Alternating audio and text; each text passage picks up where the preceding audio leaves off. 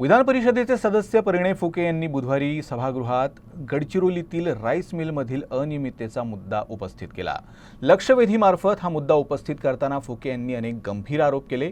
या प्रकरणाशी संबंधित ऑडिओ क्लिप त्यांच्याकडे असल्याचं उघड करत कारवाईचीही त्यांनी मागणी केली।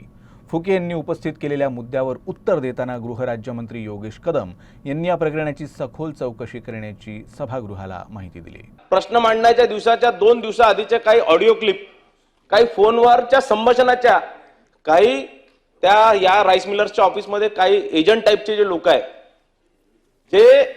हे प्रश्न का लावायचं नाही किंवा लावल्यावर काय होणार किंवा अशा प्रकारच्या धमक्या देण्याचं व्हिडिओ क्लिप माझ्याकडे आहे। ते मी आज माननीय गृहमंत्र्यांना, माननीय मुख्यमंत्र्यांना या संदर्भातली सूचना दिलेली आहे। पण माझी या माध्यमातून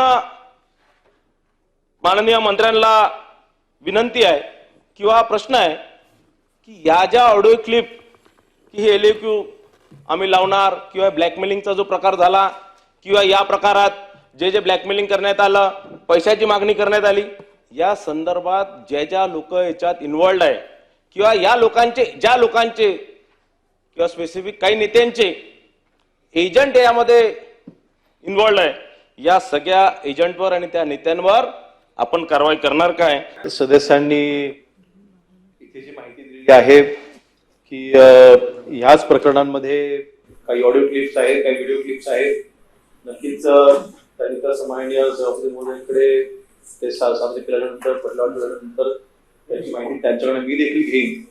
परंतु मी सुरुवातीला सांगितलं आहे, सभापती महोदय, गरीब कुटुंबांना जे तांदूळ जाते ते निकृष्ट दर्जाचे जातं आणि ह्या बाबतीमधले कुठलीही हलगर्जी सहन केली जाणार नाही।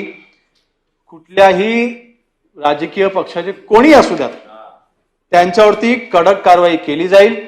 आणि जर का अशा पद्धतीने कोणी ब्लॅकमेल करत असेल, कोणी ह्या जो काही अपव्यवहार चाललाय त्याचा कोणी गैरफायदा घ्यायचा प्रयत्न करत असेल, त्यांच्यावरती देखील कडक कारवाई ही केली जाईल।